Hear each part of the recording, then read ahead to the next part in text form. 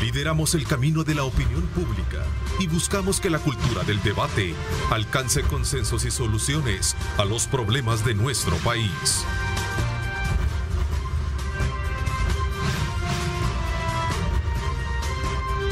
Diálogo con Ernesto López. Son las 6 de la mañana con 30 minutos, 6 de la mañana 30 minutos. Bienvenidos a una edición más de su programa Diálogo 21. En este día miércoles agradecemos como siempre a Dios Todopoderoso por darnos ese privilegio de poder ingresar hasta la intimidad de sus hogares. Arrancamos el primer día ya del último mes que le corresponde el año 2021, por supuesto con muchas expectativas en todos los sentidos. Es importante que se haga una introspectiva de cómo y qué es lo que se ha hecho a lo largo del cierre de este año. Esta mañana queremos hacer un análisis económico en la primera parte con nuestros invitados, de quienes vamos a conocer sus puntos de vista con relación a estas metas de crecimiento económico que se proyectan, que por cierto son las mejores desde 1992 que ha tenido el país. Se habla de un crecimiento del 10.3% en la estimación de crecimiento de la economía nacional para el cierre de este ciclo económico. Vamos a aprovechar a hablar también en el contexto de lo que se genera en las relaciones con los Estados Unidos, uno de los principales países cooperantes, negociaciones con el Fondo Monetario Internacional y sobre todo también el impacto del Bitcoin en ese escenario. Así es que esta mañana quiero darle la más cordial bienvenida a un destacado doctor en Derecho Económico, especialista en fondos de inversión. Quiero agradecerte, Ricardo Chavarría, que siempre estés atento a aceptar nuestras invitaciones para hablar de esos temas que sin duda alguna son muy importantes para el país. Bienvenido. Buenos días, Neto, gracias por la invitación y espero que te mejores de tu salud. Así estamos, vamos a aprovechar, exhortarles como siempre a todos y cada uno de ustedes a que a raíz de estas bajas temperaturas, a raíz de todos estos fuertes vientos que estamos teniendo, a cuidar a nuestros familiares, especialmente nuestros adultos mayores y también nosotros cuidarnos, ¿verdad?, de la garganta. Así es que desde ya les invito a que ustedes estén pendientes de no bajar la guardia también hoy con esto del COVID-19, que si bien es cierto tenemos una disminución en los casos, pero lo importante es mantener siempre aquellos cánones de protocolo que nos ayuden a evitar más contagios. Así es que va a estar con nosotros vía Zoom en su momento desde Washington Alfredo Milián. Él es economista destacado que también siempre nos acompaña en los programas. En su momento vamos a tener ya ese contacto con él. En la segunda parte del programa vamos a hacer un análisis de cierre económico también y sobre todo en el marco de estos temas que vamos a tratar con Jorge Asbun, presidente de la Cámara de Comercio e Industria de El Salvador. Así es que tenemos una buena cartelera económica este día para que usted se quede con nosotros. Ricardo, a ver, ¿cuál es tu, digamos, tu lectura y cuál es la expectativa que tienes con relación a este cierre del año y particularmente cuando se trata de ver una serie de elementos que tienen que ver con las metas de crecimiento, negociaciones con el Fondo Monetario Internacional, relaciones con los Estados Unidos, el Bitcoin que entra como moneda de curso, en fin, tantas, hablemos un poquito de la generalidad para luego entrar a las especificaciones del caso. Gracias, Neto. Bueno, voy a partir por la cadena del señor presidente de este lunes. Creo que ahí hizo un resumen de varias temáticas del país y lo quisiera combinar también con el informe del Fondo Monetario de fecha 22 de noviembre y eso nos da una expectativa y una perspectiva del próximo año. El presidente lo vimos y se refirió a una serie de temáticas que se tocó en el informe basada en el artículo 4 del Fondo Monetario Internacional y efectivamente hay temas que se destacan como muy positivos y hay temas que hay que mejorarlos, ¿verdad? En los temas positivos, como él lo dijo en la cadena, hay que reconocer que la parte del manejo de la pandemia ha sido alabado. Con una gran tristeza uno ve cómo en países africanos los ministros de salud dicen que solo hay un nivel de vacunación del 5%, entonces fueron los premiados para esta horrible y quizás que no sea tan fatal nueva cepa del coronavirus, ese Omicron. pero decir que solo tienen el 5%, en eso hay que reconocer que nosotros como salvadoreños, muchos ya están con tercera dosis e incluso en Guatemala apenas van por su segunda vacuna, ¿verdad? Entonces esa parte sí ayudó mucho. Luego hay que reconocer también de que hay temas de transparencia que el Fondo Monetario ve con buenos ojos, pero le da una serie de indicaciones para que se mejore. El tema de la demanda externa, como el año pasado por lo del COVID se nos cayó totalmente, pero ha tenido, gracias a la fuerte exportación de maquila y de otros insumos, un nivel de repunte muy bueno. La demanda local también se cayó, ahí nos ayudó mucho el apalancamiento que dio el Fondo Monetario, casi 389 millones de dólares, que sirvió también para paliar y subir rápidamente la demanda interna, de manera que el tema de que el país, por la demanda externa, el país por el buen tratamiento del COVID y el país por estos auxilios económicos, permitieron que este año no fuera espantoso. Veníamos de muchos años de crecimiento económico sostenido, se nos cayó, pero lo hemos recuperado y esa es una buena noticia que nos debe de alegrar a todos. Colocándolo en el balance de las cosas, tú ves que hay aciertos y desaciertos en algunas medidas, partiendo de lo que el presidente dijo en esta Los desaciertos, obviamente, en eso hay muchas cosas que decir, pero me quedaría como ya vi a Alfredo, me quedaría con en los desaciertos, tema fiscal, y hay otros temas que en su momento les puedo comentar. Vigentes para poderlos colocar en ese mundo que tiene que ver con la economía, con el crecimiento, y que la política no puede estar desde luego exenta de eso, ¿no? Claro. Es altamente vinculante. Ya está con nosotros hasta Washington don Alfredo Milián. ¿Cómo está? Buenos días, qué gusto saludarle, don Alfredo. Gracias, muchas gracias. Qué placer para mí estar con ustedes, con mi amigo Ricardo, el doctor Chavarría, y contigo y con esa audiencia extraordinaria del Canal 21. Sí, aquí estoy en Washington aguantando un poquito de frío, pero con mucho interés en seguir los temas nacionales. Así es que mis grandes felicitaciones para ustedes. A ver, don Alfredo, ¿cuál es en términos generales la opinión suya y el balance que hace con respecto al cierre de este ciclo económico, ciclo político, ciclo social que el país va a tener a partir de esta recta final a la que entramos en este mes de diciembre?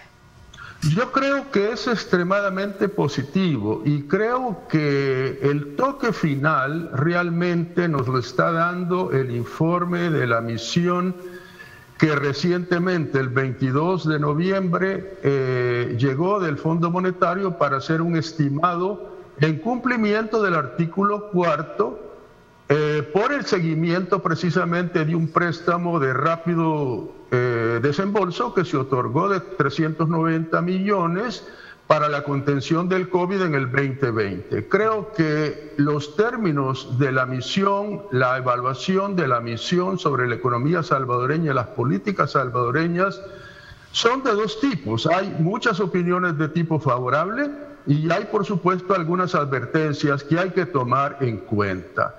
Es decir, que la misión también nos revela una serie de temas importantes que sin duda son parte de la negociación en curso, que El Salvador persigue para una facilidad ampliada siempre de artículo 4 para conseguir 1.300 millones de dólares del fondo, lo cual se espera que el curso de las negociaciones puedan concluir posiblemente este año, pero lo más probable que según las perspectivas se pueden ir determinando más bien a principios del próximo año, el primer trimestre, porque hay una serie de evaluaciones que se detallan en la misión que tienen que volver a hacer análisis especialmente de los últimos bonos que propuso El Salvador con respecto al Bitcoin y luego las objeciones, por supuesto, de que el fondo tiene con la implementación del Bitcoin. Es importante saber que hay unos puntos muy importantes, pero sí me gustaría con estas primeras palabras pues quedarme ahí para ver entonces, Ernesto, cómo lo quiere enfocar. A ver, tengo acá un dato que hacen otros economistas y que me gustaría colocarlos en la dimensión del análisis que están haciendo, sobre todo por la duda que en algún momento expresan con relación a esas metas de crecimiento y a ese ajuste del 9 al 10.3 que en su momento el Banco Central de Reserva lo hizo y que ha dicho que en agosto, que yo creo que eso es de alguna manera exagerado, decía uno de los economistas, Luis Membreños. ¿Qué piensas tú? Mira, lo que pasa es que los datos económicos ya están dados, tanto el Fondo Monetario lo reconoce el Banco Mundial, de que el crecimiento de la región en general centroamericana iba, después de la caída del COVID, iba a tener un crecimiento en términos generales de un 6-7%, hay otros más, otros menos, y lo del Salvador, ya el FUSADES, ANEP y los diferentes organismos económicos multilaterales lo reconocen que sí se va a poder llegar a 10, incluso un poquito más. El próximo año ya volvemos al 2.2, 2.5, 3% de ¿Por qué razón?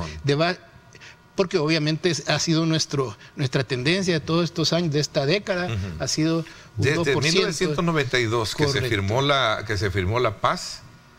Recuerdo que fue cuando alcanzamos un crecimiento del 6%. Sí, y luego nos quedamos con el 2%. Obviamente teníamos ayuda de países cooperantes que hablaban precisamente de pasar de las armas a la reconstrucción del país. Yo recuerdo que ese fue otro de los grandes. Es que todo eso vino a dinamizar la economía. El tema de las privatizaciones, pero hay que reconocer los dos elementos que también reconoce el fondo, que es la resiliencia de los hermanos en el exterior en cuanto al incremento incluso de las remesas, y luego también al enorme empuje del sector exportador de nosotros, que ha permitido que nuestra demanda externa es sólida. Y así hay otros elementos sólidos. Con el tema ya que lo mencionó, para mí, el que debería de ser nuestro embajador en Washington, Alfredo, una persona de esa calidad técnica, lo que en este momento se da como observación es, tenemos el problema fiscal, y eso nos está presionando mucho porque la deuda es demasiado cara, la emisión de deuda es carísima, el spread se ha incrementado demasiado. Incluso se anuncia, no sé si estoy claro de lo de ayer, que se anunciaban títulos de valores, que es otra emisión de ANDA y Fonavipo, y colocar eso es difícil. Incluso el spread anda creo que por 13%, 13.5%, no es fácil colocar eso. Entonces yo creo que el tema, se han hecho cosas buenas, se va a alcanzar esa meta de crecimiento económico, eso es una buena noticia. Pero la parte muy débil que tenemos es obviamente la parte fiscal. A ver, don Alfredo. Sí, yo coincido con mi amigo Ricardo Chavarría, pero es una cosa muy importante sobre crecimiento. No solamente el fondo ha mejorado el crecimiento esperado para el 2021, porque antes el fondo había dicho que iba a crecer un 9%. Debo decir que CEPAL, también particularmente la Comisión Económica para América Latina, también calificó tanto a Panamá como a El Salvador con un crecimiento alto para el 2021. También el Banco de América, el banco más grande de los Estados Unidos, coincide con el que la economía salvadoreña puede crecer el 12%.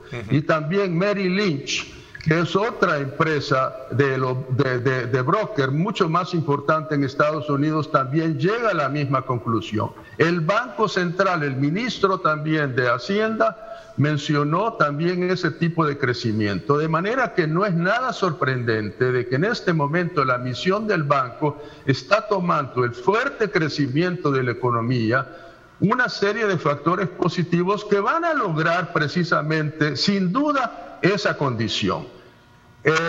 Yo quisiera básicamente, si me permites, hacer simplemente una medición, no una medición, sino que un repaso muy corto sobre los factores positivos que destaca la misión. Número uno, que la economía salvadoreña se ha recuperado rápidamente, que la política de salud ha salvado vidas logrando implementar medidas de detección temprana y exitosamente vacunar el 62%, reduciendo el contagio y los fallecimientos.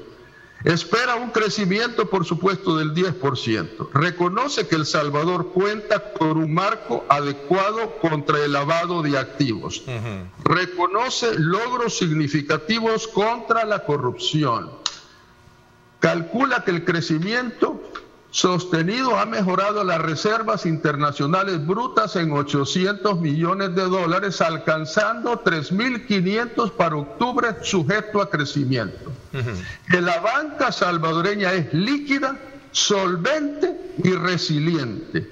Destaca los esfuerzos realizados para reducir la delincuencia y que la posición favorable cíclica de la economía permite bajar el déficit presupuestario de 4.5% planteado a un 4% para los próximos 3 años. También menciona en las advertencias que la vulnerabilidad de la economía va en aumento. Dice que las importaciones pueden provocar que las reservas internacionales no alcancen a cubrir los 3 meses de importaciones. Y estiman también que las necesidades brutas de financiamiento están afectando los spreads a 1.200 puntos de riesgo país y que los costos van aumentando en un 14% de los bonos a 10 años plazo. Y finalmente reconoce que es necesario implementar una serie de aumentos de impuestos sobre bienes y servicios. Y más que todo, la parte final dice que el Bitcoin como moneda en curso legal implica grandes riesgos para la protección del consumidor y la integridad del sistema financiero y que por tal razón el Bitcoin no debería ser adoptado como moneda en curso legal, y también concluye diciendo que se debe eliminar el fideicomiso de Bandesal.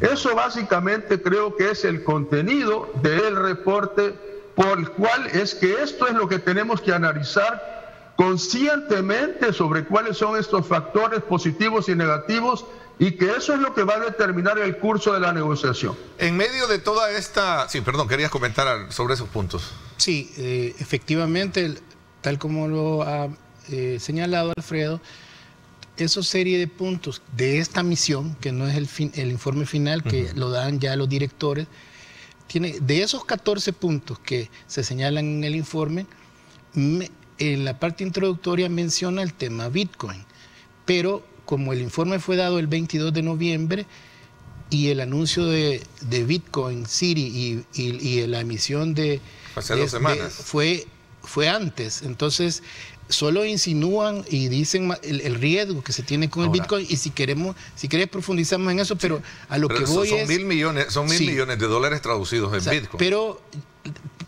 empecé iniciando, cuando comencé la conversación, ¿sí? Dije que había que ponerle atención a la cadena del presidente. Entonces, es la primera vez que yo veo que él mismo admite, hay cosas interesantes, dice él, pero el Fondo Monetario, que no es tan amigo, lo dijo varias veces, que no es que somos santos de su devoción, nos hace ver ciertas observaciones. O sea que, qué bueno, porque eso ya es un avance en el sentido de que... De flexibilizar posiciones. Al final lo que necesitas es concretizar el respaldo y el apoyo para el año fiscal que viene. Correcto, es correcto. Entonces aquí estamos hablando no es que sea una dicotomía, pero la gente que nos está escuchando dice, bueno, está bien el crecimiento, él mismo lo dijo, el presidente. ¿Y por qué me dicen del crecimiento? ¿Por qué la gente dice, pues sí, pero yo no lo siento, el crecimiento económico? Ahí son las debilidades en las que podemos ir profundizando del crecimiento, que es cierto que está ahí, pero cuando la gente, y hay un tema de déficit en que la gente lo está sintiendo, por ejemplo, en la canasta básica. Ok, ese es un elemento importante que lo vamos a ver al cierre del año. A ver, el caso del Fondo Monetario, como bien lo ubicaba Alfredo, habla del aumento en impuestos sobre bienes y servicios, pero eso ya lo dijo bien claro y lo ha dejado enfáticamente el ministro de Hacienda, Alejandro Zelaya, de que no va a haber incremento de impuestos. Pero fíjate que... Ese es un elemento. La focalización de subsidios, sí, creo que todos los gobiernos tienden a hacer algo. Pero hay una recomendación de consolidación fiscal que Alfredo no me deja mentir, que ya se está anticipando. Por ejemplo, el tema del FODES. Haberlo bajado así estrepitosamente a esos niveles es una manera de ahorrar gasto, que ya es una forma de ir iniciando una independientemente del costo que esto tenga, ¿no? Sí, pero y ya lo reconoce el fondo, que inician la consolidación fiscal y ponen ese como uno de los elementos. Bueno, hablan de la focalización de subsidios, alineación de salarios públicos comparables con los del sector privado, por ejemplo. Es correcto. O sea, estamos hablando de una metamorfosis bastante fuerte, ¿no? Sí, no, incluso habla de adopción de temas en el tema de corrupción. Hay ciertos convenios de Naciones Unidas que dicen que hay que adoptarlo. Hace sugerencias sobre la Corte de Cuentas de la República, que si bien han hecho avances, hay que mejorarlo también. Para bien del conocimiento de todos, tú hablaste del del incremento que ha tenido el precio de la canasta básica, que es un factor que obviamente el salvadoreño promedio, aquel que nos está viendo en este momento, dice, bueno, las metas de crecimiento está bien, magnífico. Así es, pero si el que nos está escuchando... Pero cuando voy al mercado, los tomates me cuestan ahora, no sé cómo están, pero a dólar, pero un incremento. Estaban a $1.08, hoy están a cora. Sí. Los tomates. Ya veo que vas al mercado y al súper a comprar. Siempre voy a comprar sopa de patas. Ok, entonces ha habido un incremento. Un cartón de huevos a $5. Sí, eso es lo que la gente está... Y por favor, pónganse a trabajar el ministro de Agricultura, porque esos temas de canasta básica, hay cosas que se podrían estar mitigando en este momento. Claro, debemos de ser nosotros productores, exacto, como lo fuimos en su momento. A ver, don Alfredo. Yo quisiera corroborar un poco lo que ha dicho Ricardo. Sí. Sobre el tema de impuestos, acordémonos de una cosa. En una negociación hay dos partes que presentan posiciones. Hay propuestas y hay contrapropuestas. Sobre el tema, digamos, de los impuestos, en una negociación como las conocemos de tipo financiero con los organismos internacionales, de lo que se trata es de buscar un acuerdo de forma que las dos partes consigan objetivos perseguidos. Por ejemplo, si el Fondo Monetario está proponiendo un aumento de impuestos que pueden derivarse en impuestos de consumo como el IVA, eso sería totalmente rechazado por el gobierno de El Salvador. ¿Por qué? Porque el IVA, que es un impuesto de consumo, castiga fuertemente al pobre. Es decir, que aumenta el costo de la canasta básica. Y es decir, sabemos que estamos entonces en medio de una enorme inflación que está castigando al mundo entero y que va a subir los costos altos en El Salvador. Es decir, que si el gobierno adoptara una posición del IVA, eso sería negativo políticamente. Sin embargo, el gobierno de El Salvador bien pudiera lanzar con otro tipo de impuesto diferente, por ejemplo el patrimonial. El patrimonial no necesariamente castiga al pobre, más bien alguien pudiera decir que el patrimonial a quien va a castigar es al rico, pero no necesariamente es así. Lo que quiero decir es que hay muchas formas de recaudación de impuestos. Por ejemplo, también tenemos una apertura bastante negativa de la parte de las importaciones y que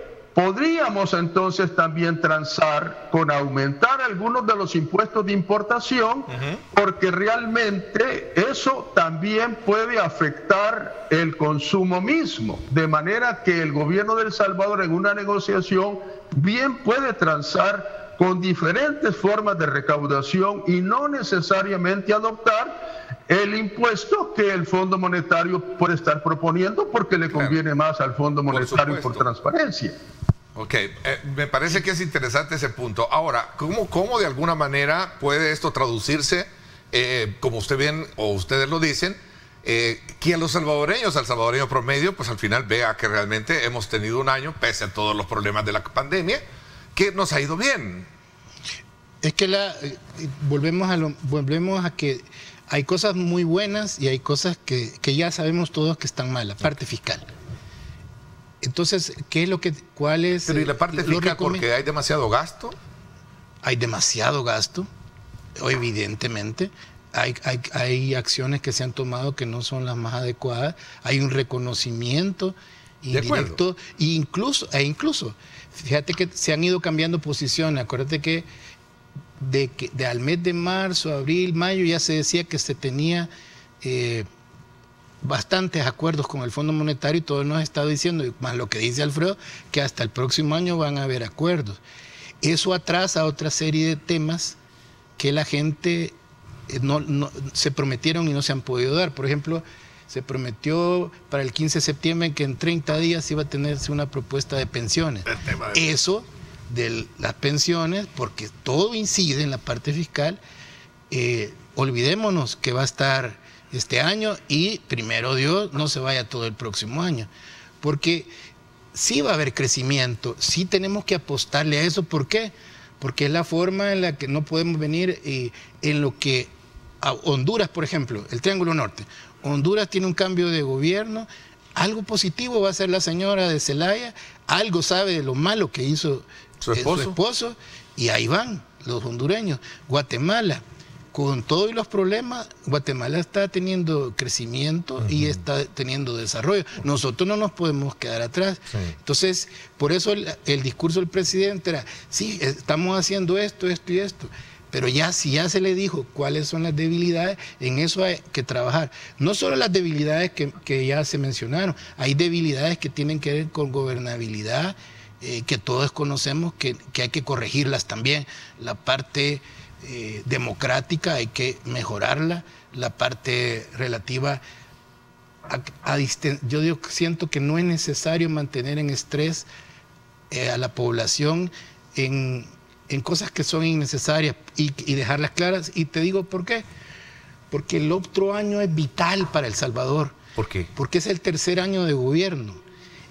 El hombre tiene el Congreso a su favor, la Corte a su favor, y lo que él quiera hacer lo puede hacer el próximo año, porque el siguiente, el 2023, va a ser un ejército de políticos que van a querer ser diputados, alcaldes, y ya en febrero del 24... Una candidatura presidencial, porque el 24 baja eso. Correcto. Entonces, 2024. El próximo año es vital para El Salvador. Interesante el análisis que estás haciendo. Muy bien. A ver, don Alfredo, en consonancia siempre con eso. Quisiera hacer dos observaciones muy importantes. Sí. Uno, cuando hablamos de bonos que son activos de mercado, todo el mundo lo sabe. El salvadoreño está aprendiendo ahora cómo se maneja un mercado de valores, una lonja. Eso es importante conocer y poco a poco vamos a irnos instruyendo más y más. Pero recuerden una cosa, asumamos que hay un inversor que ha comprado bonos de 10 años de El Salvador, bonos soberanos, y escucha la siguiente noticia. Hay un distanciamiento diplomático de Estados Unidos con El Salvador.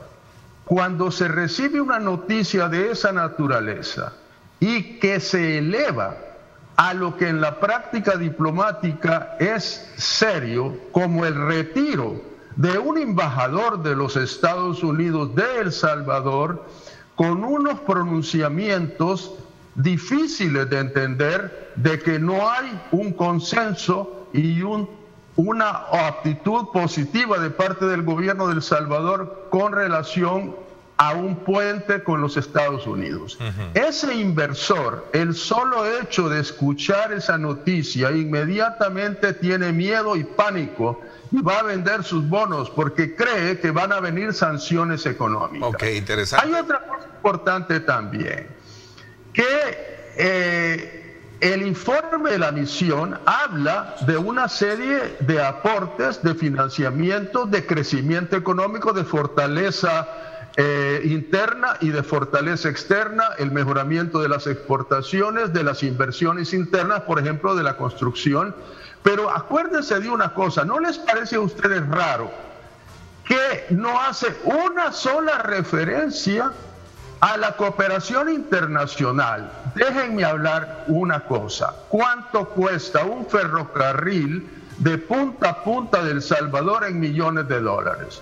¿Cuánto cuesta un aeropuerto en la Unión? ¿Cuánto cuesta una biblioteca nacional? ¿Cuánto cuesta la remodelación del puerto de la Unión? ¿Cuánto cuesta un estadio y una potabilización del puerto del lago de Ilopango? Estamos hablando de millones de dólares que por alguna razón la misión del banco no lo está reconociendo. Es importantísimo conocer además todo el aspecto de la cooperación internacional porque significa grandes cantidades de dinero de apoyo. Y también, por supuesto, hacer un análisis más concienzudo de las perspectivas de inversión con respecto, desde luego, al Bitcoin y a la proyección que tiene El Salvador sobre la rentabilidad de ese mercado que va a llegar a una población de escasos recursos, que también va a contribuir, por supuesto, a ese nivel bajo de salario y de poder adquisitivo que tiene la población, y la modernización también del sistema financiero nacional. Así es que esos son factores muy importantes que por alguna razón no los menciona la misión, pero que sí tenemos que tomarlos en cuenta. Interesante la intervención de cierre de esta primera etapa. Me voy a hacer una pausa, te doy la palabra para hablar un poco. Quisiera comprender mejor el tema de la criptomoneda, ¿no? Y su efecto per se, a partir de todos los, eventos que hemos conocido donde hay inversionistas que quieren venir bajo esa modalidad a hacerlo en el país. Voy a la pausa, 7:01. Tenemos tráfico a esta hora de la mañana.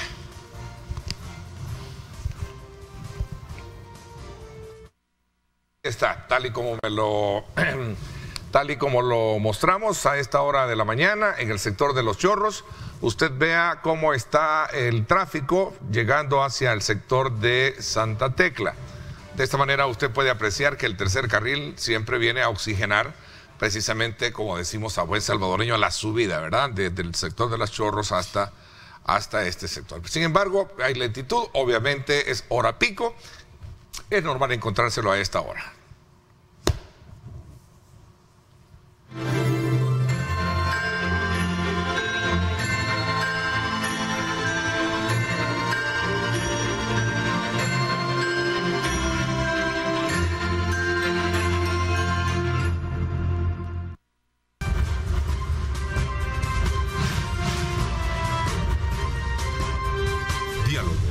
Ernesto López. Gracias nuevamente, don Alfredo Milén, economista con nosotros desde Washington, y acá en nuestros estudios, Ricardo Chavarría, especialista en el área de Derecho Económico y también en fondos de inversión. A ver, Ricardo, había quedado darte la palabra, ¿no? Sí, tú mencionaste el tema del Bitcoin y efectivamente también el Fondo Monetario llama a completar regulaciones. Está inquieto el Fondo Monetario con ese tema. Sí, pero te voy a... ¿no? Pero fíjate es más, el anuncio de los 1.000 millones como que no le gusta mucho. No, evidentemente, porque la volatilidad ya todos la vimos. Estaba en 67 o 54, la gente está experimentando eso. Pero fíjate que sí ha traído inversión. Y aquí les voy a mencionar un caso personal. A mí se me ha acercado gente de la diáspora que está relacionada con negocios de energía y me dijo, yo quiero constituir una gestora de fondos, pero el capital social mínimo no se lo quiero pagar, no lo quiero transformar a dólares, ya lo tengo en Bitcoin y espero que nos vaya muy bien. Bueno, permítame, porque hay un capital social mínimo que hay que pagar. Fui a la superintendencia, fui a hablar con los de fondos de inversión, porque como reflejo en la escritura pública de constitución del capital social mínimo en Bitcoin, ¿cómo lo van a supervisar? ¿A qué me quiero referir? ¿Y cómo voy a llevar la escritura al CNR si lo expreso en Bitcoin? Eso no está todavía regulado. Entonces, esa es una oportunidad de gente que ya quiere invertir y en hacer minería. Y toda esa parte regulatoria lo advierte el Fondo Monetario. Fíjate que yo en esto creo que la gente ya está entendiendo por dónde va el Bitcoin. De hecho, te digo algo, nosotros particularmente, y aprovecho para el pequeño comercial, la próxima semana hemos logrado convocar desde El Salvador al mundo un summit que tiene que ver con todo el tema de inversiones y logré que aquí en El Salvador se hiciera. Y te estoy hablando de gente de Europa, gente de Latinoamérica que va a venir a hablar de Master Fund de criptomoneda, minería, diversificación de matriz energética, vamos a hablar de mercado global, el mercado asiático, 7 y 8 de diciembre. 7 y 8 de diciembre. E incluso vamos a hablar de fondos de infraestructura e incluso don Guillermo Catalán, que es el CEO del canal interoceánico de Guatemala, he estado en conversación, él va a venir a exponer su proyecto de Guatemala y quiere la posibilidad de usar la plataforma financiera de El Salvador, le es en un primer momento muy atractiva y es una cosa que ya están, el proyecto ya está muy avanzado, casi el 90% de servidumbre, es un proyecto de 10 billions. ¿Qué quiero decir con eso? Que cuando El Salvador, por el tema de Bitcoin, sale en Bloomberg, cuando El Salvador iba a salir en Bloomberg y nos enfocan mundialmente, esas son buenas noticias. Lo que tenemos que es lo que tú dijiste en lo que estábamos conversando, cómo eso, la gente que nos está escuchando, lo perfila como beneficio. Lo voy a ver como beneficio. Eso es lo importante y son los déficits. Ya dijo Alfredo, ¿por qué ese pleito con los Estados Unidos? Es innecesario si los Estados Unidos han sido excesivamente bondadosos con el país. Estados Unidos ha pedido cambiar ciertas reglas de cómo el gobierno está haciendo las cosas y el gobierno le ha dicho, mire, aquí hay soberanía. Sí, pero el tema de la soberanía ya... Digo, es decir, tenemos nuestra propia soberanía y no puede decirme cómo vamos a administrar el país. Lo digo porque eso es parte de lo pero eso, como un ejemplo, desde el momento que tenemos tratados y hay delitos de lesa humanidad, entonces, como es el tema de los jesuitas, ya no nos pongamos eso de que soberanía. Si hay delitos de lesa humanidad, se ha vuelto a tocar ese tema. La cooperación internacional es fundamental. Mira, es primera vez que veo que los diputados del Congreso se hacen para atrás con la ley de gente de extranjero. ¿Por qué? Un país como Alemania, un gran cooperante, dijo, momento, calmado, ¿verdad? Entonces, no podemos hablar ya en este mundo globalizado, hablar de soberanía cuando nos interesa o cuando no nos interesa. Entonces, ese tema que lo menciona Alfredo y él que está allá, es innecesario. Hay un nuevo embajador, tenemos que tener un nuevo comienzo, no nos están diciendo nada malo, solo que respetemos las reglas democráticas. Ok, vamos a ver, don Alfredo. Sí, yo creo que es muy importante entender que realmente el curso del Bitcoin en El Salvador es fuerte, es progresivo. Entiendo que casi 4 millones de salvadoreños están usando su Chivo Wallet, no obstante que ha habido mucha propaganda en su contra y que el gobierno, según tengo entendido, compraron 100 bitcoins recientemente para sostener precisamente la convertibilidad del bitcoin a dólar. Pero acuérdense de una cosa, que no es el minado, que es muy importante, de la moneda como la remesa familiar. A medida de que la remesa familiar vaya en aumento, sobre el envío, en vez de enviar dólares directamente que envían el Bitcoin, una porción de esas remesas se van a convertir en Bitcoin. Y por supuesto, estamos al inicio de esa parte. Entiendo que hasta la fecha se han transado 50 millones de dólares en Bitcoins a esta fecha, que es muy reciente. Acuérdense que todo este proceso comienza el 7 de septiembre. Se estima que realmente una parte de lo que van a ser 7,000 millones de dólares de remesas familiares al terminar el 2021, por lo menos una parte de esos se van a convertir a Bitcoin. Y eso va a ser parte precisamente del activo de las inversiones que se van a poder realizar con este modelo. Y que precisamente eso abre definitivamente un mercado. De manera que esa es una parte importante. Y la otra parte que me quería referir es que realmente esa tendencia del Fondo Monetario de negar un poco la perspectiva del Bitcoin realmente obedece mucho a los intereses internacionales. Los bancos centrales, que son los que manejan la moneda fiduciaria o la fiat, realmente prefieren y tienen temor del efecto que va a tener el Bitcoin en la economía tradicional, de manera que un organismo internacional como el Fondo Monetario no fácilmente va a aceptar que un país entre con ese modelo. Además, ¿cuánta experiencia puede tener el Fondo Monetario con el tema del Bitcoin y del mercado Bitcoin como se está proyectando ahora en el siglo XXI? Si el único país que tiene miembro el Fondo Monetario es El Salvador, por ser el primer país del mundo que adoptó en curso legal esta moneda. Así es que vamos a tener definitivamente resistencia de los organismos internacionales porque tienen la tendencia de acercarse más a los bancos centrales.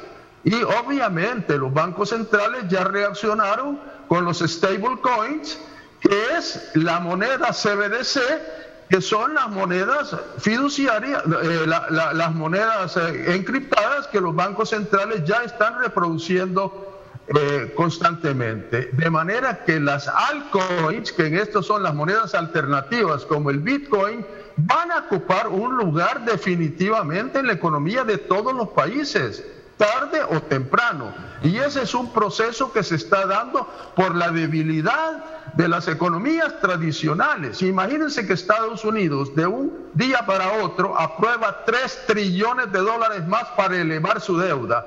3 trillones es lo que va a representar una maquinación, una monetización de esa cantidad de dinero que definitivamente con el factor de inflación que tiene, los costos indiscutiblemente se van para arriba. De manera que no hay manera de contenerlo. Así es que hay que poder entender también cómo se va a manejar esa negociación con el fondo, que no va a ser fácil, pero yo creo que no hay nada que yo pueda determinar de que hay o que va a representar un quiebre, porque si hubiera un quiebre ya se hubiera dado.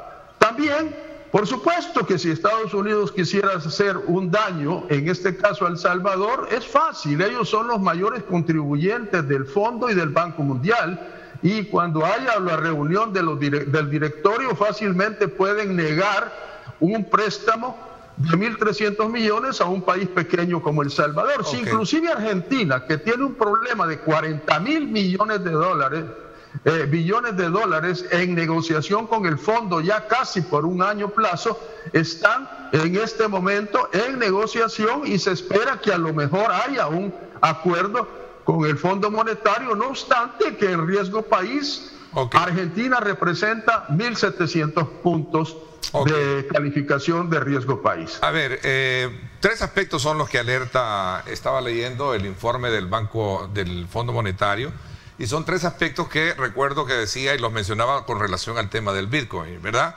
El tema de la volatilidad, ¿sí?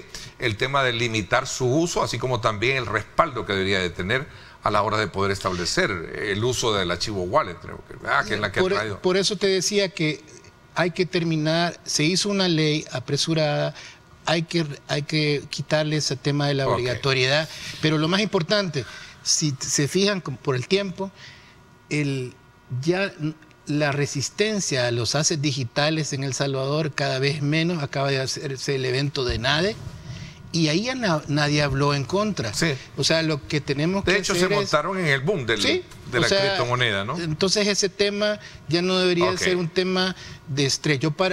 Los temas fundamentales es, y se los digo así, los mercados globales, que es lo que yo paso monitoreando, están temblando por el tema de esta variable de COVID. Eso nos puede perjudicar el otro año. Lo demás es controlable. Si tenemos buena voluntad de hacer un buen control fiscal, de restablecer medidas democráticas, como lo ha dicho los Estados Unidos, de hacer una distensión del país, podemos tener una perspectiva muy buena el próximo año y tener la paz y tranquilidad que la necesitamos. Vienen muchos turistas hoy en fin de año. a consumir. Hay un evento importante, muchos salvadoreños, y se vienen para acá. O sea, en otras palabras, podemos tener una perspectiva económica muy buena, y lo que hay que hacer es aceptar los errores que se están cometiendo, corregirlos, de manera que arranquemos un buen año y no perdamos, porque después del 15 de neto se acabó el año, pues. Y hay que aprovecharlo y saber encontrar condiciones positivas y negativas y corregir el camino. Salud y reactivación económica es una nota sobresaliente que hace el Fondo Monetario Internacional, a manera de ir concluyendo, y una declaración que me pareció interesante, que para aclararlo, se lo hacíamos en pregunta al ministro de Hacienda, Alejandro Zelaya, que dijo: seguimos conversando con el Fondo Monetario Internacional, nunca ha estado en riesgo el acuerdo para un programa de financiamiento. Eso es lo que... Bueno, como son sugerencias, ¿verdad? ¿Sí? Pero las sugerencias ninguna es mala, desde el Fondo Monetario. Pero bien lo dices tú, Omicron, nueva amenaza para la recuperación de la economía global. Don Alfredo, a manera de conclusión, porque se nos fue el tiempo. Bueno, no, yo creo que coincido con lo que dijo mi amigo Ricardo. Yo creo que el reto que tiene El Salvador con el crecimiento económico es indiscutible.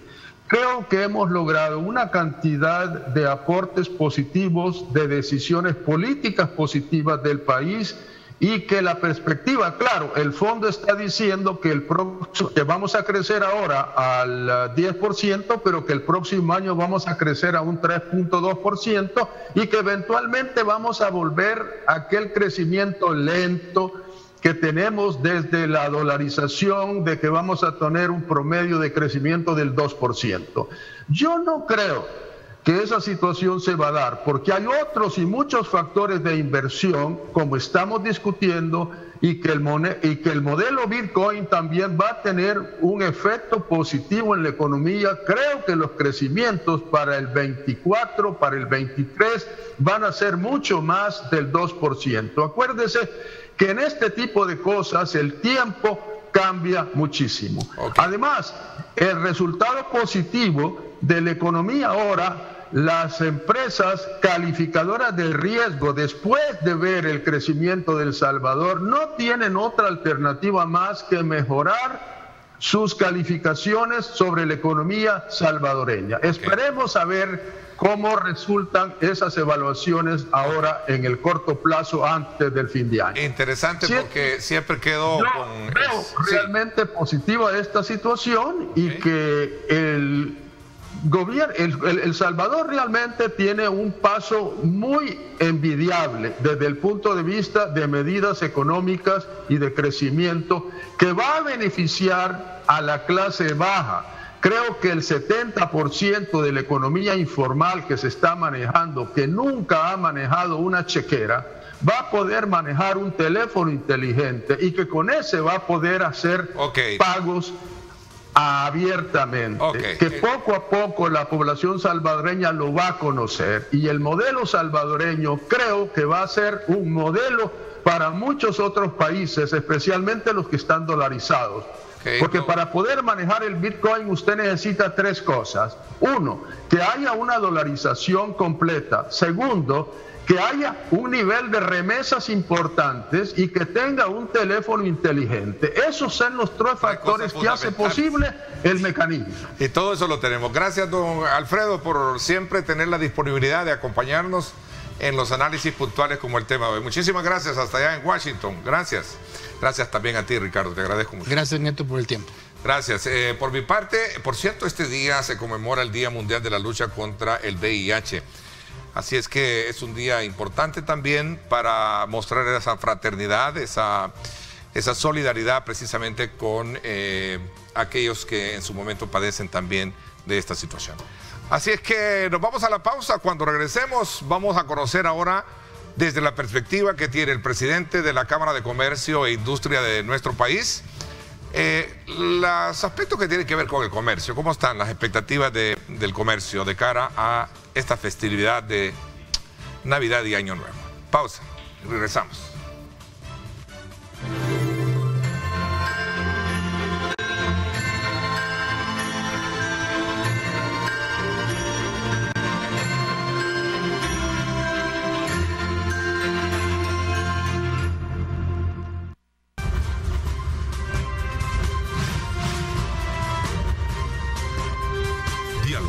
con Ernesto López. Gracias nuevamente por estar con nosotros a esta hora de la mañana. Queremos siempre en esa lógica de analizar la situación de la economía desde la perspectiva del movimiento en el comercio de cara a lo que serían pues prácticamente ya el cierre de este año. Quiero darle la más cordial bienvenida al presidente de la Cámara de Comercio e Industria de El Salvador, al licenciado Jorge Apún. Presidente, gracias por acompañarnos. Bienvenido, Jorge. No, gracias a ti, Ernesto, y gracias al programa. La verdad que ya es el 1 de diciembre, ya se siente la Navidad y es una época muy importante para el comercio, la industria y todos los sectores en general, porque se dinamizan más saliendo de un año en el que hubo tantos meses de cierre. La recuperación económica depende mucho de este diciembre. Hablar de dinamismo en el comercio es obviamente sinónimo también de valores agregados como el tema de empleo. Sí, por supuesto. Mira, te voy a compartir algunos datos importantes del gran trabajo que han estado haciendo las empresas en relación a empleo. El año pasado habíamos tenido pues obviamente una gran caída en el empleo por la pandemia y el encierro total. Y en agosto de 2020 el sector privado tenía 628,000 colaboradores en el sistema de seguro social. Ya para este año tenemos 688,000, que es un crecimiento de 60,000 empleos de agosto de 2020 a agosto de 2021.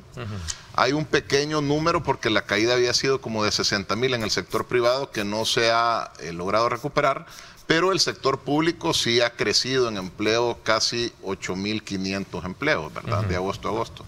Entonces, hay una franca recuperación. El sector privado está liderando la recuperación económica junto con las familias. Las remesas han sido muy importantes. Y bueno, el trabajo ahorita es visualizar el ahora, el próximo mes, y también empezar a proyectar a los socios hacia 2022 y 2023, porque la tendencia, por ejemplo, en las remesas ya se está nivelando, ¿verdad? Ya no hay unos crecimientos como en abril de 100%, sino que ya en septiembre el crecimiento de las remesas fue de un 5%, que es usualmente lo que ha venido creciendo. Pese a los inconvenientes, llámese pandemia u otro tipo de políticas de incentivo para sectores como el que usted representa, Jorge, ¿es un año positivo entonces? La verdad que sí, porque el año pasado la economía decreció 8% y la expectativa era que nos íbamos a tomar aproximadamente 2 años recuperar ese decrecimiento, pero en realidad lo estamos logrando en 1 año. Aquí tengo, por ejemplo, un dato que es diferente al porcentaje de crecimiento del PIB, que es el IVAE.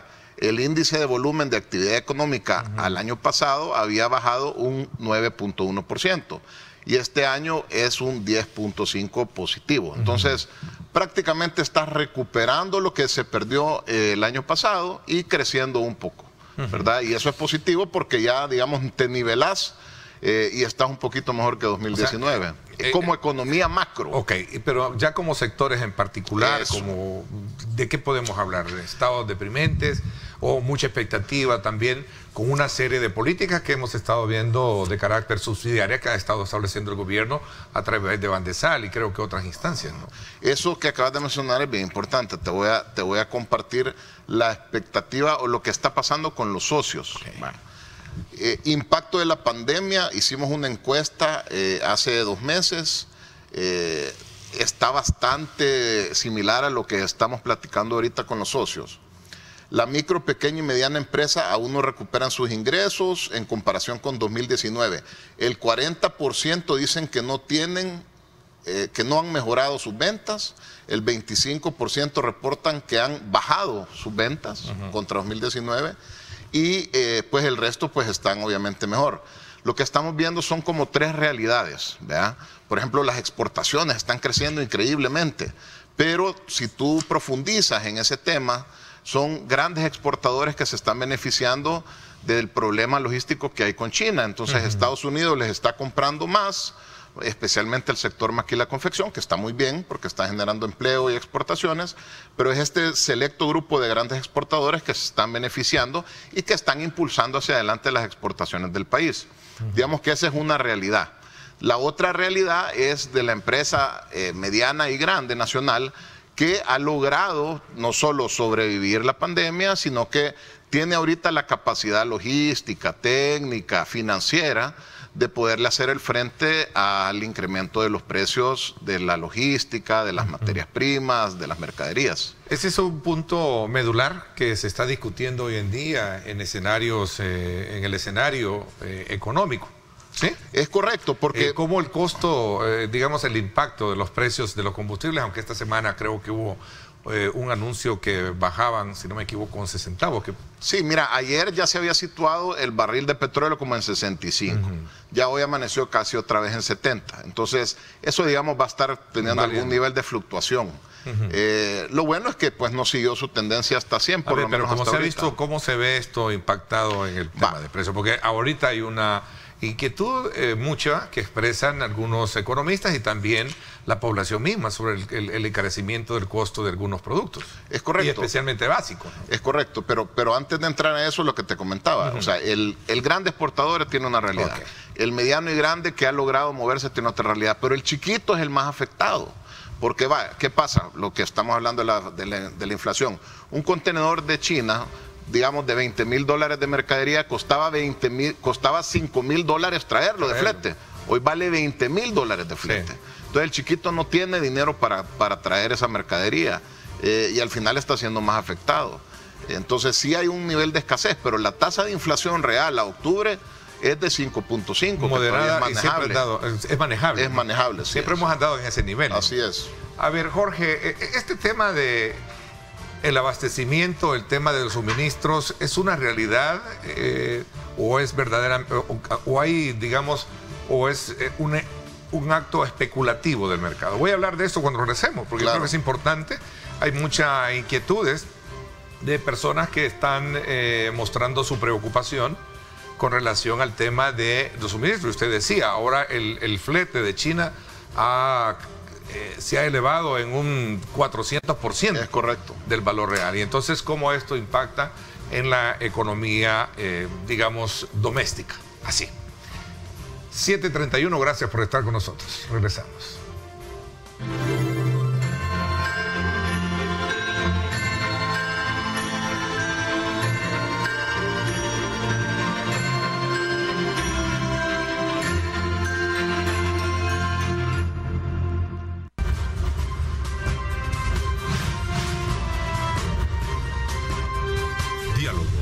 Ernesto López. Gracias nuevamente. Seguimos conversando con el presidente de la Cámara de Comercio, Jorge Asbun, y estamos precisamente haciendo extra cámara. Hacíamos también una acotación con relación al tema de precios que implica para un empresario, bajo la categoría de gran empresario, mediano empresario y en este caso, digamos, como el microempresario, ¿no? Que son realidades diferentes. Desde ahí parto. Pero el punto medular es el tema de si es crisis o es demasiado especulativo el tema de suministro. No, definitivamente es una crisis, porque muchos, especialmente los chiquitos, no logran conseguir ni siquiera puesto en un barco, ni siquiera un contenedor. Entonces, si tú sos un importador pequeño, por ejemplo, el Centro, que traes un contenedor al año y el año pasado tenías que pagar $25,000 para traerlo, ahora, si es que consigues espacio, vas a tener que pagar $40,000 por exactamente la misma mercadería. Entonces eso requiere mayor capital de trabajo, obviamente eso es un incremento en el precio del producto que has traído, porque el transporte, el flete subió, y eso es lo que va generando ya sea un desabastecimiento o un incremento en los precios. Hemos hecho una propuesta al gobierno en el que el costo de los impuestos se tome en base a un flete anterior, no a este flete desproporcionado que existe actualmente. De hecho, ya en Honduras, por ejemplo, ya es ley. Ya en Costa Rica ya está en el Congreso, en Guatemala está en estudio, entonces es bien importante que se tome esto a consideración porque va a ayudar a que la micro, pequeña y mediana tenga una posibilidad mayor de lograr superar este problema y se traslada una inflación menor al público. Es decir, no es entonces un mito, es una realidad. Sí, es una realidad y de hecho... Ahora, pero el punto es que podríamos llegar, y no quiero ser ave de mal agüero acá esta mañana, mucho menos ser un apóstol de la desgracia, ¿no? Pero realmente puede haber escasez de suministros de materia prima para el próximo año, como en algún momento se manejan en tendencias y análisis económicos? De materias primas específicas es un poco más difícil. De producto terminado, sí, definitivamente va a haber algunas escaseces. Imagínate el ejemplo que acabo de dar. El producto vale $20,000 y el transporte flete vale $5,000. Pero ahora el producto vale $20,000 y el transporte flete vale 40 o 25. Entonces ya no tiene sentido traer ese producto. Por eso nosotros le estamos dando bastantes recomendaciones a los socios y a los no socios en nuestros diferentes webinars. Y esa crisis se convierte de alguna manera en una oportunidad para la región. Es decir, tienen que buscar proveedores ya no solo en los lugares a donde el flete se ha encarecido. Puede ser que antes traerlo de China tenía sentido, pero ahora mejor lo traes de México, de Estados Unidos, de Guatemala, producido en El Salvador.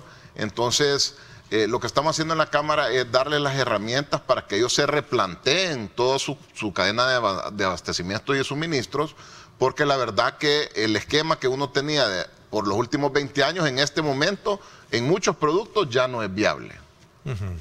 A ver, decía la vicepresidenta de la gremial que representa a Jorge, que el comercio suma cerca de la mitad de las empresas del país y no hay duda que el gran dinamizador de la temporada navideña es el comercio. O sea, esta temporada de Navidad es importante aprovecharla, ¿eh? Y no solo en Navidad, obviamente en Navidad en el tema del volumen y la escala es importantísimo, pero para que tengas una idea, el índice de volumen de actividad económica en el país este año ha crecido 10.5%.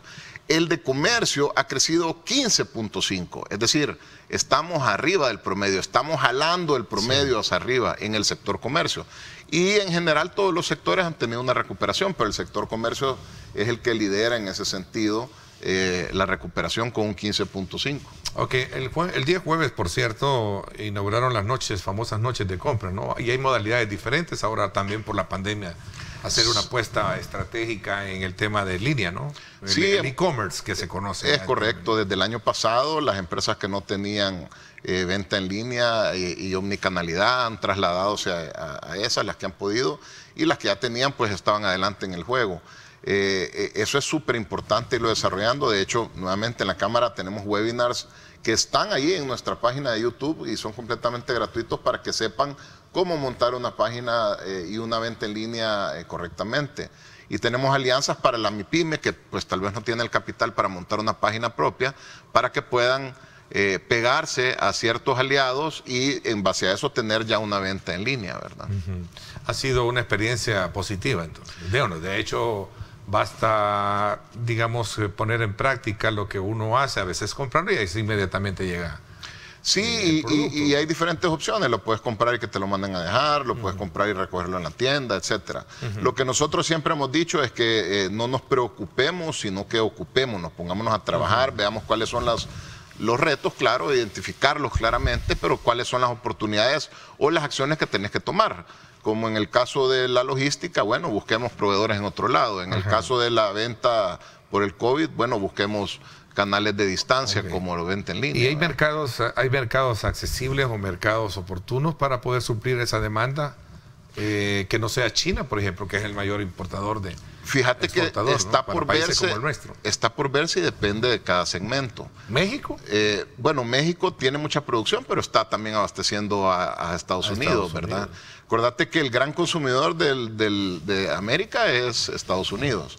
Y ellos, por ejemplo, en el puerto de Long Beach, tienen una fila de 50, han llegado a ser hasta 80 barcos, esperando ser descargados. Es decir, ellos tienen un problema ahorita que no logran ni siquiera descargar la cantidad de productos que van a consumir.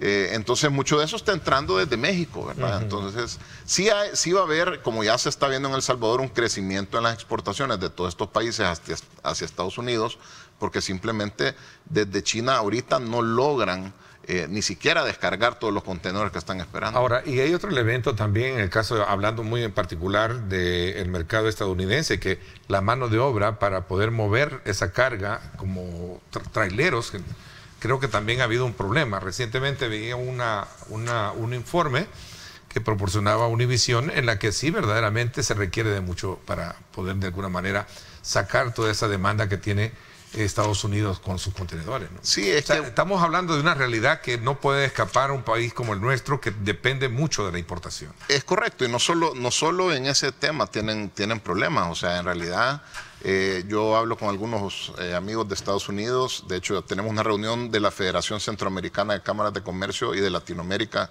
en unos días allá. Y hay muchos sectores en Estados Unidos que no consiguen mano de obra. En ese sentido, Estados Unidos ha sido un amigo de El Salvador y está haciendo este programa de visas temporales para que la gente vaya a trabajar a Estados Unidos, tenga un salario muy bueno y pueda después regresar aquí a su casa. Estados Unidos, con toda esta, digamos, relación un poco crispada que ha tenido con el gobierno actual, ¿no tiene o no teme ser esto un riesgo para hablar de nuestro principal socio? Aunque eso lo decían recientemente algunos ejecutivos, no es que sea el principal, también tenemos un mercado centroamericano del cual dependemos muchísimo, ¿no? Hablemos del mercado centroamericano. Estados Unidos es el 55% de nuestros negocios hacia afuera. El mercado centroamericano, que son 5 países, es el 33%. Es decir, sí, es muy importante y es nuestro segundo socio comercial, pero Estados Unidos es el socio comercial de El Salvador.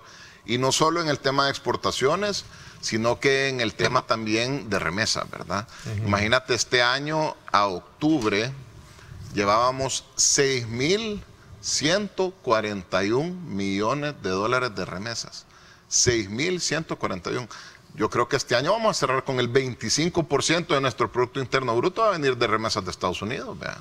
Entonces, no es una relación importante, es la relación. Pero sacamos provecho verdaderamente de este 33, dice, del porcentaje del mercado centroamericano.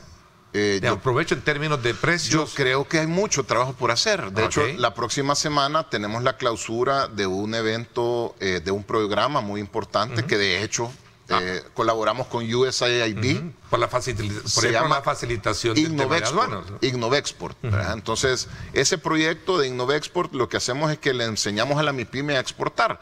¿Y a dónde vas a exportar primero? No vas a ir a exportar a Alemania ni a Estados Unidos, sino que empezás exportando a Guatemala, a Honduras, a Nicaragua. Entonces, este programa es una innovación al exportador, el pequeño exportador que quiere empezar a exportar.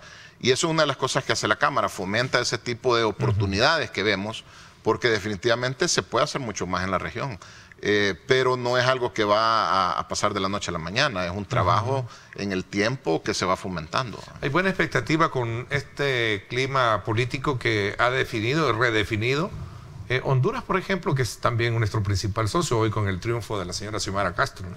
Sí, bueno, hay que ver. Yo estaba viendo ayer que digamos, la ANEP de allá, que es el COSEP, felicitó a la candidata o a la presidenta electa, y hubo una felicitación de regreso y un agradecimiento. Entonces, yo creo que si hay, en todo momento, si hay 3 elementos. 1, si hay apertura al diálogo. 2, si hay un fundamento técnico de las discusiones. Y 3, si hay un interés común por ayudar al país, cualquier tipo de relación entre privado y público se puede llevar a cabo. Ok, voy a hacer una pausa. Cuando regresemos, hablemos de la criptomoneda también, que es otro actor en el mercado.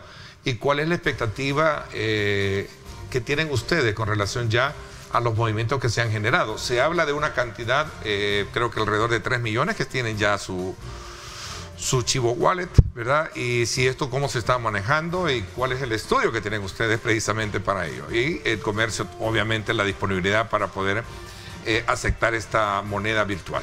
Hablamos de esto cuando regresemos. 7:45 minutos. Gracias por estar con nosotros en este día miércoles 1 de diciembre. Ya se siente el ambiente de Navidad. Vea a continuación esta cortina.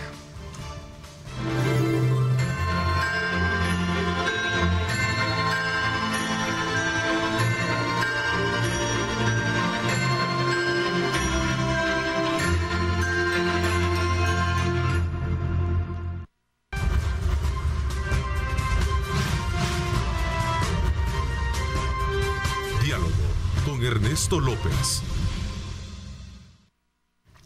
A días de haberse implementado el Bitcoin como moneda de curso legal, y secundado por una serie de actividades de promoción. ¿Cuál es la expectativa o valoración que tienen ustedes sobre el uso de esta criptomoneda? Y sobre todo también sobre el tema del valor agregado que en su momento deja, porque hacíamos una reflexión yo, y quiero un poco excusarme si esta declaración dada por la embajadora de El Salvador ante Washington, Milena Mayorga, es cierto esta cantidad, 2.400 millones de dólares, es lo que ya supera la inversión privada. 5.000 nuevas empresas ya operan en El Salvador, y el Bitcoin Week dejó oportunidades de inversión, que fue el evento, uno de los eventos. Por eso yo hilvanaba ambas cosas. Sí, mira, hay 3 elementos dentro de lo que es Bitcoin. Primero, sí. Bitcoin es un criptoactivo volátil que ha existido por muchos años. Ya había algún nivel de transacción privada de Bitcoin en el país. Se decide hacer una ley que le da curso legal, que la hace obligatoria a recibir, a menos de que no tengas las capacidades tecnológicas, y se lanza un esquema gubernamental de wallet y de cajero, ¿verdad? Digamos, no por medio de las wallets abiertas que ya existían, sino que se hace una del gobierno. Entonces, el primer elemento es la funcionalidad del Bitcoin, ¿verdad?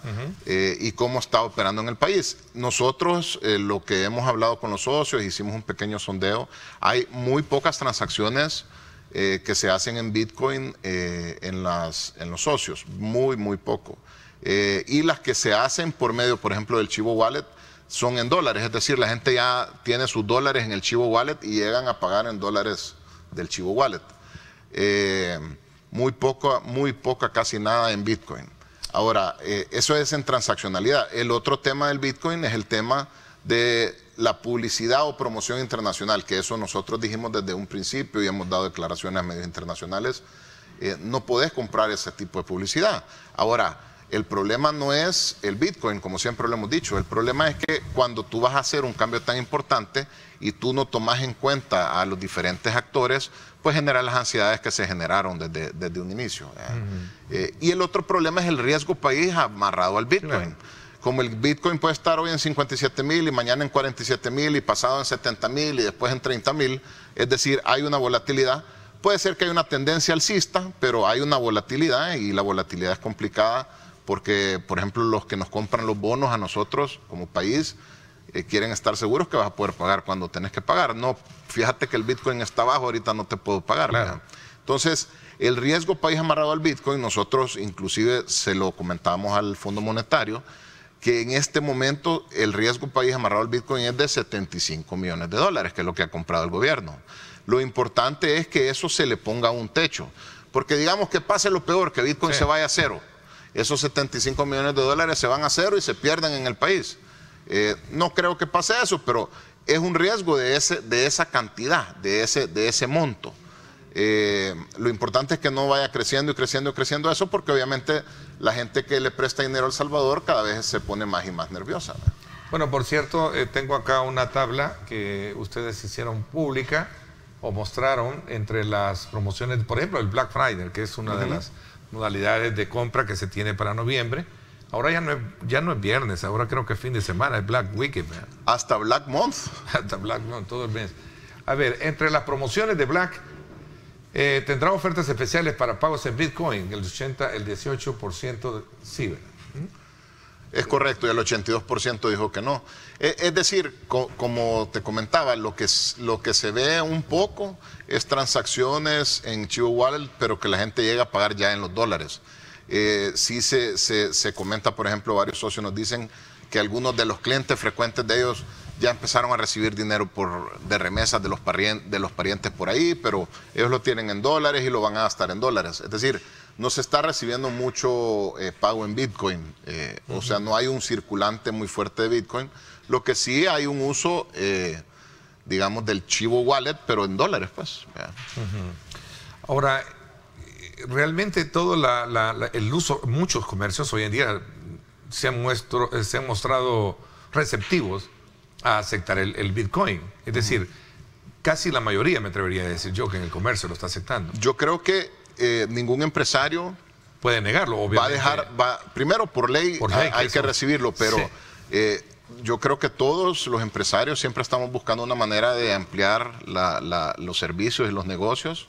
Y si un cliente quiere pagar con esa modalidad, lo que deberías de tener tú es la opción de quererla aceptar o no, ¿verdad? Como la tarjeta de crédito. Hay mucha gente que tiene tarjeta de crédito o débito y es la opción del comercio recibir ese pago o no, ¿verdad? Sin embargo, pues lo ideal es tratar de ir ampliando los servicios para no perder esas ventas, ¿verdad? A ver, Jorge, para ir un poco concluyendo con este balance que tiene la gremial con respecto al cierre del ciclo económico del país comercial, ¿cuáles son aquellos factores que han golpeado? Por ejemplo, el tema de la delincuencia, ¿cuál es la lectura que ustedes le dan? El gobierno sostiene que cifras importantes sostienen que el país ha mejorado grandemente en este factor que a lo largo de los años atrás, cuando hemos abordado con otros funcionarios, con otros ejecutivos de gremiales como las de ustedes, siempre han dicho que es uno de los principales golpes que tiene el tema, por ejemplo, en particular, relacionado con las extorsiones. ¿Cuál es la valoración que hacen? En efecto, la última encuesta que le hicimos a socios, a donde preguntamos cuáles son los factores que más te dañan y te afectan, el número 1 era el tema de seguridad, amarrado a extorsión.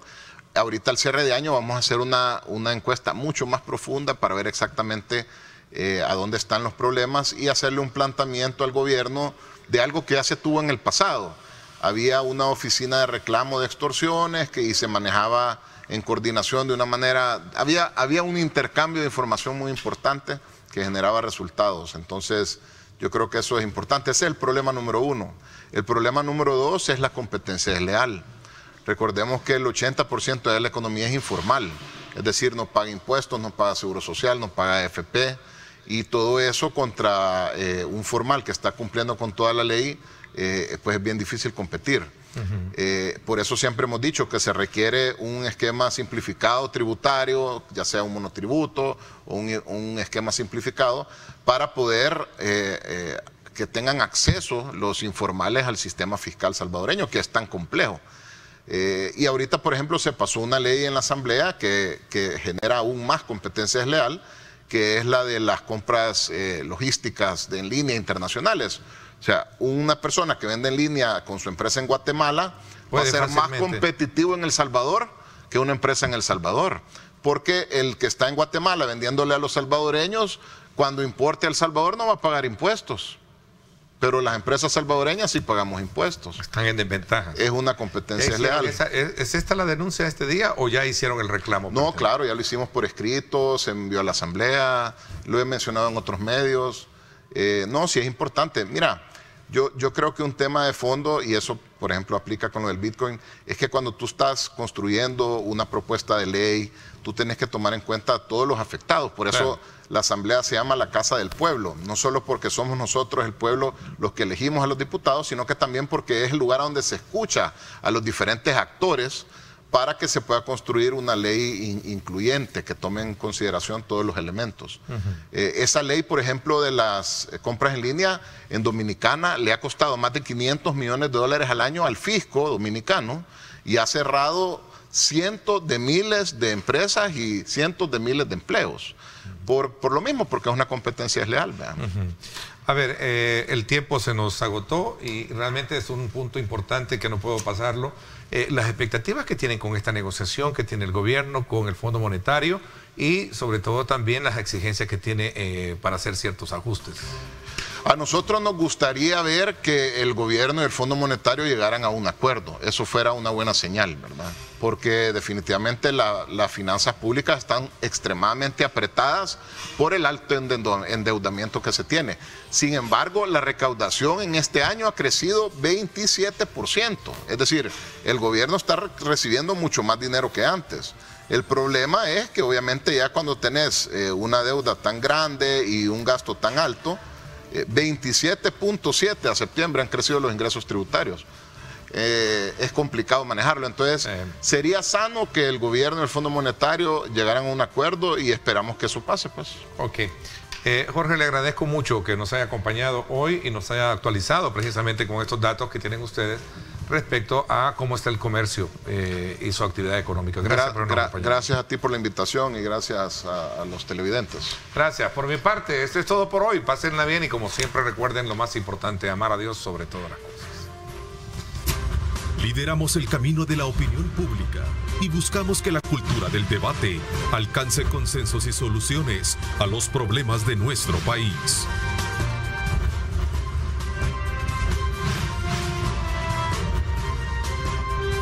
Diálogo con Ernesto López.